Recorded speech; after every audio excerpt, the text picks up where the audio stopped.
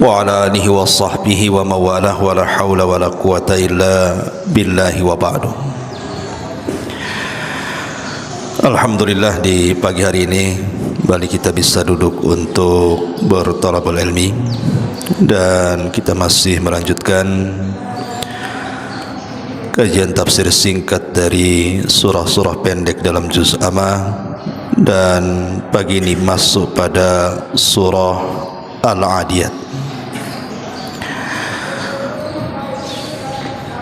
A'udzubillahi minasyaitonir rajim. Bismillahirrahmanirrahim. Wal 'adiyati dhabha fal muriyati qadha fal mughirati subha fa atharna bihi naq'an fa wasatna bihi jam'a. Demi kuda-kuda yang berlari kencang, dhabha sehingga mengeluarkan suara terengah-engah, fal muriyati dan kuda-kuda yang memercikan qadha bunga-bunga api, fal mughirati dan kuda-kuda yang menyerang subha di waktu pagi, fa atharna bihi naqa sehingga menerbangkan debu-debu, fa wasatna bihi jam'a lalu menyerbu ke tengah-tengah kumpulan musuh.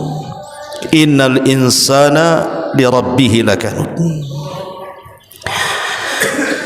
Surah Al-Adiyat ini di antara asbab nuzulnya adalah Nabi SAW satu hari mengutus sebuah pasukan khusus sebanyak 100 orang, dipimpin oleh seorang sahabat Ansar yang bernama Munzir ibn Amr al-Ansari radhiyallahu anhu. Berangkatlah pasukan ini.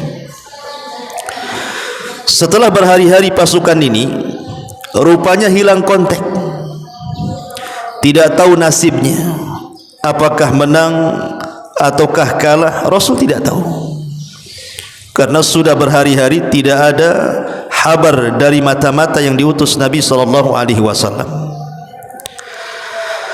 sehingga menjadi kesempatan orang-orang munafik untuk menyakiti Nabi SAW. Disebarnya berita hoax, berita dusta akan kekalahan pasukan yang dikirim Nabi ini. Orang-orang munafik mengatakan bahwa kuda-kuda perangnya diambil oleh musuh dan pasukannya dibunuh, sehingga kabar yang menyebar di tengah-tengah kaum muslimin di kota Madinah ini membuat Rasul sedih. Bagaimana tidak sedih? Yang namanya pasukan perang yang diutus Nabi SAW, mau tidak mau mereka punya keluarga, punya anak, punya istri. Sementara kemudian suami-suami mereka gugur di medan perang tanpa ada kabar. Maka membuat sedih Nabi SAW dengan pemberitaan orang-orang munafik ini. Maka kesedihan Nabi SAW inilah diobati oleh Allah Subhanahu wa taala dengan turunnya Al-Adiyat ini, bahwa mereka tidak kalah, kuda mereka tidak dirampas, pasukannya tidak ada satupun yang dibunuh. Kemudian Allah Subhanahu wa taala menggambarkan bahwa mereka sedang perang. Makanya Allah Subhanahu wa taala mengatakan wal 'adiyati dhabha, demi kuda-kuda perang yang berlari kencang, saking kencangnya terengah-engah suara yang keluar dari kuda itu. Fal muriyati qadha, dan kuda-kuda itu memercikkan bunga-bunga api. Maknanya mereka berperang di waktu yang masih gelap, karena kalau siang hari tidak mungkin percikan sepatu kuda dengan batu nampak apinya. Fal mughirati subha, dan mereka kuda-kuda itu menyerang di waktu pagi. Fa atharna bihi naqa, sehingga menerbangkan debu-debu. Fawasatna bihi jam'a, lalu menyerbu ke tengah-tengah musuh dan bisa mengalahkan musuh. Jadi Allah Subhanahu wa taala gambarkan kepada Rasul pemberitaan orang-orang munafik tidak benar. Justru pasukan sedang berperang, berkecamuk, dan Allah menangkan peperangannya. Inilah di antara sebab nuzul kenapa surah Al-Adiyat ini turun. Di sini Allah Subhanahu wa taala bersumpah dengan kuda. Kaidah Al-Qur'an ikhwan, kalau antum belajar tafsir, Allah Subhanahu wa taala selalu bersumpah dengan makhluknya, tapi tidak semua makhluk dijadikan sumpah, hanya makhluk-makhluk tertentu saja. Dan Allah Subhanahu wa taala ketika bersumpah dengan makhluknya dalam Al-Qur'an menunjukkan makhluk yang dijadikan sumpah itu memiliki keistimewaan di hadapan Allah. Tidak semua makhluk dijadikan sumpah, hanya makhluk-makhluk Allah yang punya keistimewaan di hadapan Allah. Salah satunya Allah bersumpah dengan kuda, karena kuda itu istimewa dalam Islam. Makanya Nabi SAW mengatakan fi nawasiha khairun, di ubun-ubun kuda itu ada kebaikan sampai kiamat. Makanya kita lihat bahwa di zaman Nabi SAW pasukan berkuda itu sangat istimewa, dan kuda ini punya keistimewaan tidak dimiliki binatang-binatang yang lainnya. Kenapa? Karena keberanian kuda itu ditentukan oleh penunggangnya. Jadi kalau penunggangnya berani, kudanya berani. Kalau penunggangnya pengecut, kudanya pun ikut pengecut. Jadi kuda itu tergantung siapa penunggangnya dia. Makanya di zaman Nabi SAW ada seorang sahabat namanya Zubair ibn Awam. Itu kalau naik kuda ikhwan, dua tangannya tidak memegang pelana, tapi dua-duanya pegang pedang. Saking lincahnya beliau. Dan Nabi SAW memuji beliau. Makanya beliau satu di antara 10 sahabat yang dijanjikan masuk surga karena dikenal keberanian dalam perang, dan itu diwarisi kepada anaknya Abdullah ibn Zubair. Luar biasa.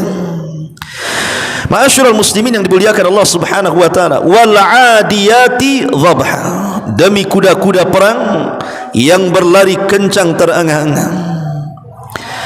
Fal muriyati qadha, demi kuda-kuda perang yang memercikkan bunga api. Fal mughirati subha, dan demi kuda-kuda perang yang menyerang di waktu pagi. Dan ini sunnah Nabi. Nabi SAW kalau menyerbu sebuah musuh, dia tidak akan menyerbu di siang hari, dia tidak akan menyerbu di sore hari, apalagi di malam hari. Nabi itu kalau menyerbu pasukan musuh biasanya menunggu di waktu subuh. Jadi kalau Nabi SAW ini mau menyerbu, maka dia akan dilihat apakah di tempat itu terdengar suara azan atau tidak. Kalau terdengar suara azan, Rasul balik, berarti di negeri itu ada muslim. Tapi kalau tidak mendengar suara azan, maka Rasul langsung menyerbunya. Dari sini ada kaidah para ulama tentang perbedaan negeri Islam dan negeri kafir. Kalau di sebuah negeri itu, kayak di negeri kita ini, suara azan berkumandang di mana-mana, berarti negeri kita ini negeri Islam. Tapi kalau seandainya di sebuah negeri tidak ada suara azan, seperti negeri tetangga Singapura gitu kan, susah tuh suara azan, mungkin satu masjid saja yang keluar itu, maka itu negeri kafir namanya. Jadi mudah saja menilai sebuah negeri itu. Kalau banyak suara azan di mana-mana, berarti negeri Islam. Kalau tidak ada suara azan, negeri kafir berarti.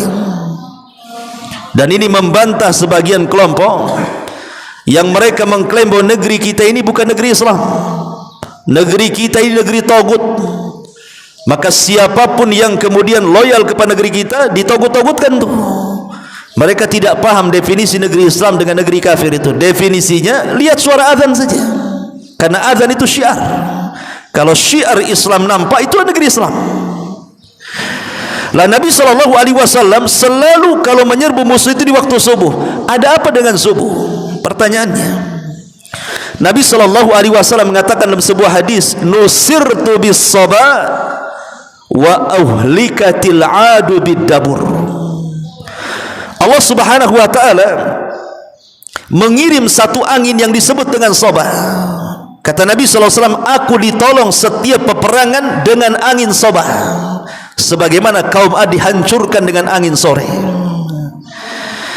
Lah Nabi SAW ini mengambil manfaat angin itu.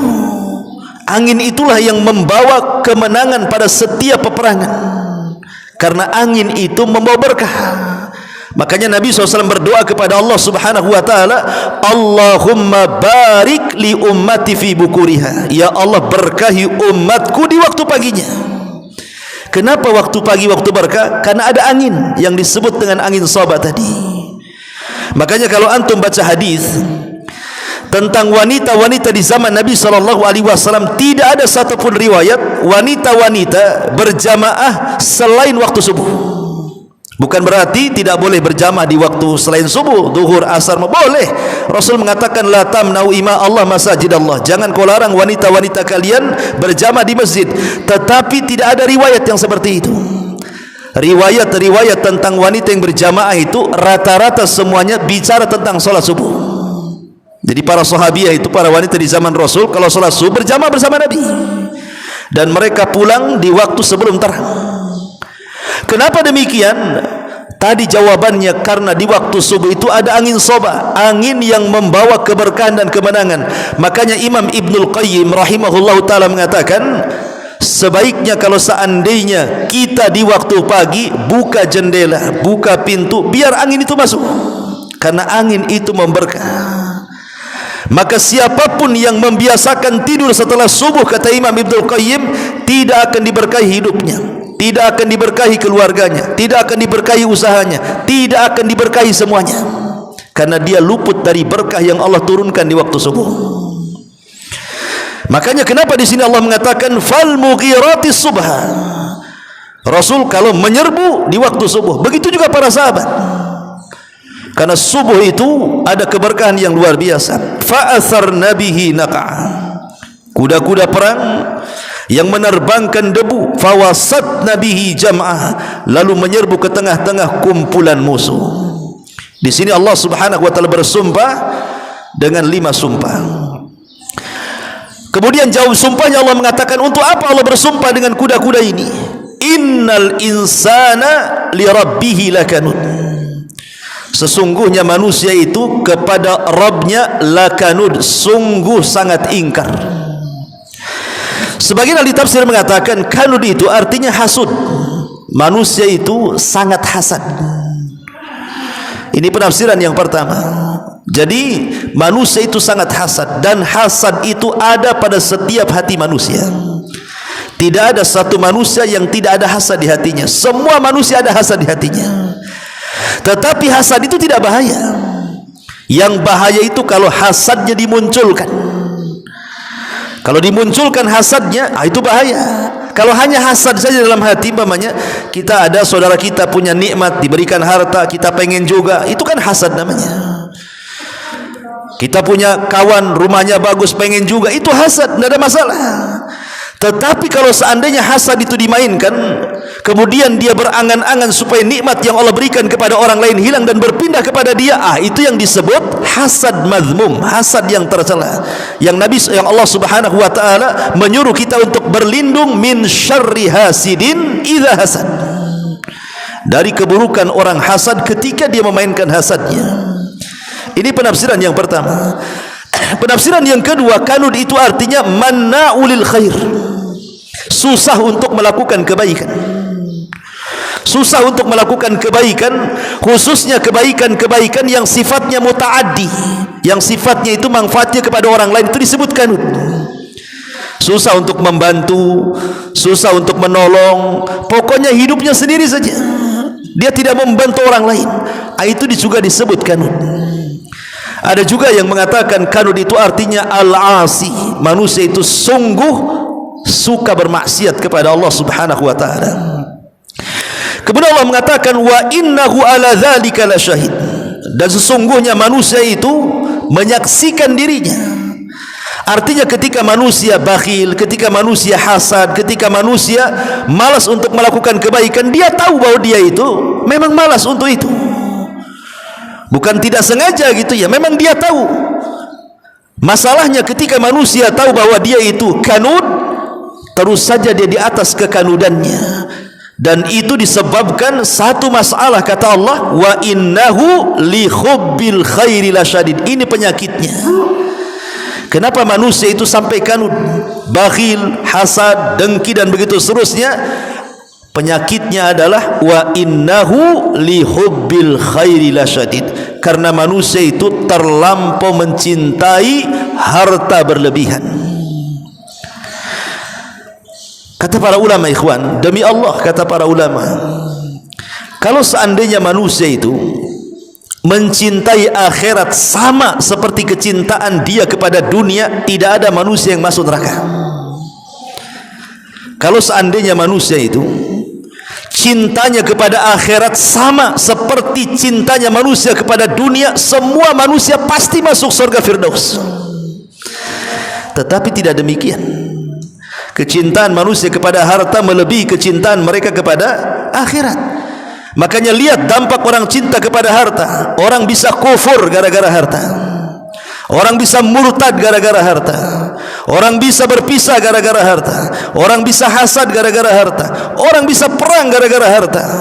Suami istri bisa pisah. Tetangga bisa bermasalah. Waris-waris, ahli waris saling membunuh. Itu semua gara-gara harta. Makanya Allah mengatakan wa innahu lihubbil khairi lasyadid. Manusia ini terlampau mencintai harta. Makanya ulama mengatakan obat supaya kita tidak terlampau mencintai harta, maka ayat setelahnya Allah katakan afala ya'lamu idza bu'thira ma fil qubur. Ini obatnya. Obatnya apa? Afala ya'lam. Maka tidakkah manusia mengetahui idza bu'thira ma fil qubur, apabila telah dikeluarkan apa yang ada di kubur. Maknanya kalau ingin mengurangi kecintaan kita kepada harta, biasakan untuk ziarah kubur. Makanya Nabi SAW mengatakan kuntu nahaitukum an ziyaratil kubur fazuruha fa innaha tudzakirukumul akhirah. Dulu aku larang, kata Rasul, kalian ziarah kubur, tapi sekarang silakan ziarah kubur, karena ziarah kubur itu mengingatkan kalian tentang kematian dan akhirat. Orang kalau ingat kematian, ingat akhirat, maka akan sedikit kecintaan dia kepada harta. Tapi ketika seseorang kemudian dilupakan tentang kuburan, dilupakan tentang akhirat, hatinya semakin keras, semakin kencang pula angan-angannya kepada harta. Memang begitu matematikanya. Orang kalau cinta dengan akhirat, lupa dengan dunia. Orang kalau cinta dengan dunia, pasti dilupakan akhirat. Dan tidak mungkin mengimbangkan antara dunia dan akhirat. Dusta kalau ada yang mengatakan saya ingin 50-50 dunia dan akhirat. Mustahil, sangat mustahil. Coba orang yang mengatakan seperti itu, saya ingin ya separuh hidup saya untuk dunia, ya separuh untuk harta, 50-50 sajalah. Tidak bisa, karena Allah mengatakan Rabbana atina fid dunya hasanah wa fil akhirati hasanah wa qina adzabannar. Di sini ada 3 kalimat. Sering kita berdoa, ini kan doa sapu jagat namanya ya. Rabbana atina fid dunya hasanah. Ya Allah, berikan kepada kami dunia yang baik. Wa fil akhirati hasanah, dan akhirat yang baik. Wa qina adzabannar, dan jauhkan kami dari azab neraka. Lihat, dari 3 kalimat ini hanya 1/3 kita minta dunia, 2/3-nya akhirat. Kan 1/3 dunia kan? Ini kan 3 kalimat. Kalau kita bagi 3, 1/3, 1/3, 1/3, 1/3-nya Rabbana atina fid dunya hasanah, 1/3-nya wa fil akhirati hasanah, 1/3-nya wa qina adzabannar. Menunjukkan, kata para ulama, doa Rabbana atina fid dunya hasanah ini 2/3 minta akhirat, 1/3-nya minta dunia. Itu maksudnya. Maka di sini Allah Subhanahu wa taala memberikan obat. Kalau orang sudah cinta dengan dunia, ingatlah kuburan. Bahwa kita akan mati di situ. Kemudian yang kedua, untuk mengurangi kecintaan kita kepada dunia, lihatlah akibat-akibat orang-orang yang Allah binasakan gara-gara harta. Lihat Qarun. Allah katakan dalam Al-Quran, فَخَسَّفْنَا بِهِ وَبِدَارِهِ الْأَرْضَ. Kami tenggelamkan Qarun dan seluruh kekayaannya. Lihat Fir'aun, فَأَغْرَقْنَاهُ وَجُنُودَهُمْ وَأَغْرَقْنَاهُمْ وَجُنُودَهُمْ. Kami tenggelamkan mereka semuanya ke dalam lautan. Lihat Namrud, bagaimana Allah wafatkan dengan 1 nyamuk yang disarangkan di otanya 40 tahun kemudian mati. Dan begitu seterusnya. Afala ya'lamu idza bu'thira ma fil qubur. Maka tidakkah dia mengetahui apabila telah dikeluarkan apa yang ada dalam kuburan, wa hussila ma fis sudur, dan ditampakkan apa yang disimpan dalam dada, inna rabbahum bihim yauma idzil lakhabir, sungguh Tuhan mereka terhadap mereka pada hari itu maha meneliti. Ma'asyiral muslimin yang dimuliakan Allah Subhanahu wa taala, di sini Allah Subhanahu wa taala hendak memberikan obat bagi penyakit-penyakit hasud, penyakit-penyakit kanud, penyakit-penyakit hubbul khair, dengan cara mengingat akhirat. Ingat bahwa ada hari kebangkitan setelah kematian. Ma'asyiral muslimin yang dimuliakan Allah Azza wa Jalla, Nabi sallallahu alaihi wasallam pernah mengatakan dalam sebuah hadis, yushiku an tada'a alaikumul umam kama tada'a al-akalatu ila qas'atiha. Kata Rasul, hampir-hampir umat Islam ini akan dikepung dari semua arah oleh orang-orang kafir, seperti nampan yang penuh dengan makanan dikelilingi orang lapar. Nah, kalau ada satu nampan nasi, yang lapar ini orang 10, nampannya kecil kayak tadi antum sahur itu, apa enggak rebutan tuh? Seperti itulah kaum muslimin kelak di akhir zaman dikepung oleh musuh-musuhnya. Kemudian para sahabat heran dengan permisalan Nabi SAW ini dan mengatakan, ya Rasulullah, amin killatin nahnu yawma idzin. Rasul, apakah karena sedikit jumlah kami sehingga kami dikepung dari semua arah? Kata Nabi SAW, tidak, bal antum yawma idzin katsirun. Tidak, bahkan kalian banyak jumlahnya, lebih banyak dibandingkan orang kafir. Tapi kenapa kalian bisa dikepung? Maka Nabi SAW menyebutkan dua penyakit, karena akan ditimpakan kepada hati-hati kaum muslimin kelak dua penyakit yang disebut dengan al-wahnu. Wahnu ini apa? Satu, hubbud dunya, yang kedua karahiyatul maut, cinta kepada dunia yang mengakibatkan takut kematian. Orang kalau sudah cinta dunia takut mati. Orang kalau cinta dengan kematian dia tidak takut dunia. Makanya Nabi SAW mengatakan, man ahabba liqa Allah ahabba Allah liqa'ah, wa man kariha liqa Allah kariha Allah liqa'ah. Siapa yang cinta berjumpa dengan Allah, Allah cinta berjumpa dengan dia. Siapa yang benci berjumpa dengan Allah, Allah pun benci berjumpa dengan dia. Para ulama mengatakan, apa maknanya hadis ini?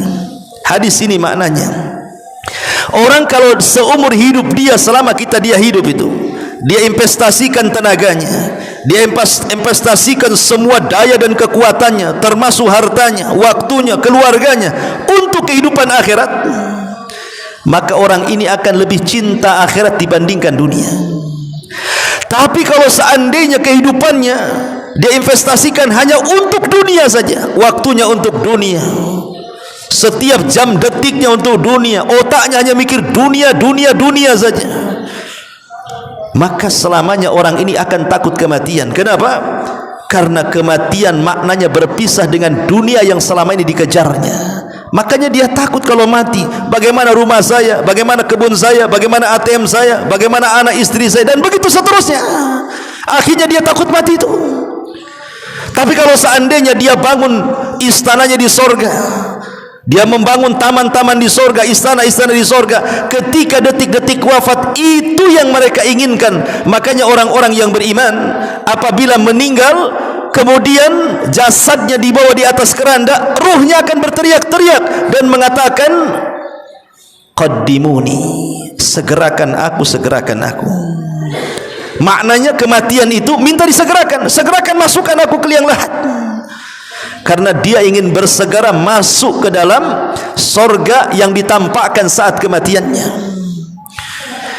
Dari sini ma'asyiral muslimin yang dimuliakan Allah Azza wa Jalla, bahayanya dua penyakit ini, hubbud dunya wa karahiyatul maut. Khalid bin Walid radhiyallahu anhu, ma'ruf Khalid bin Walid ya. Walaupun Khalid bin Walid ini masuk Islam telat dia. Bayangkan Rasul sudah berdakwah 20 tahun baru dia masuk Islam. Jadi selama Rasul berdakwah 13 tahun di kota Mekah, enggak ada ketertarikan Khalid bin Walid masuk Islam. Ketika Rasul hijrah ke Madinah sampai tahun ke-7 Hijriah, enggak ada ketertarikan masuk Islam. Sudah 20 tahun lewat Islam itu, Khalid tidak tertarik masuk Islam. Baru setelah tahun ke-7 Hijriah, Khalid bin Walid baru masuk Islam. Dan perang yang pertama kali diikuti adalah perang Mu'tah, perang melawan orang-orang Romawi. Itulah perang perdana Khalid. Itu pun bukan sebagai pemimpin, karena yang memimpin adalah Zaid, kemudian Ja'far dan Abdullah ibn Rawaha. Kata Rasul, kalau Zaid pegang bendera dia gugur, maka Ja'far yang pegang bendera. Kalau Ja'far gugur, pegang Abdullah ibn Rawaha. Kalau gugur, berarti sudah tidak ada panglima. Subhanallah, apa yang disabdakan Rasul, 3 panglima gugur. Sahabat bingung, karena Rasul tidak mengatakan yang keempatnya.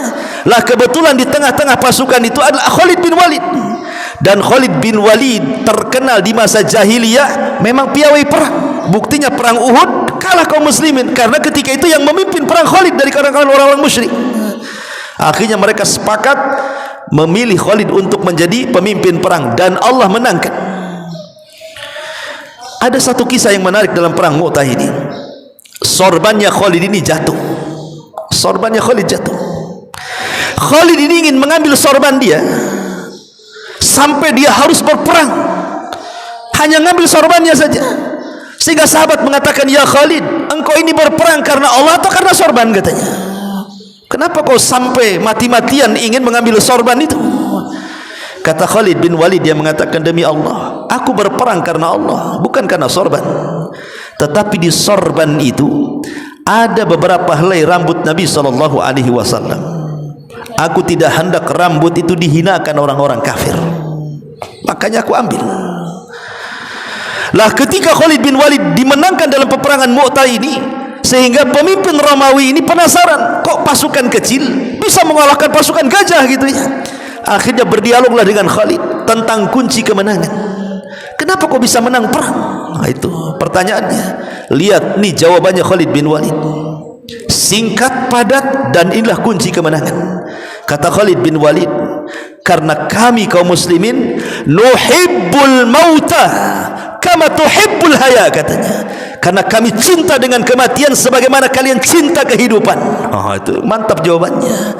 Karena kami cinta kematian, kalau kalian justru cinta kehidupan. Makanya saya katakan di awal, kalau orang mencintai akhirat itu sama dengan kecintaan manusia kepada dunia, tidak ada orang masuk neraka. Tapi rupanya Allah katakan, innal insana, sesungguhnya manusia itu kepada harta itu hubban jamma, melampau dibandingkan kecintaan mereka kepada akhirat. Wallahu a'lam bishawab. Subhanakallahumma bihamdika asyhadu an la ilaha illa anta astaghfiruka wa atubu ilaik. Allahu ta'ala. Assalamualaikum warahmatullahi wabarakatuh.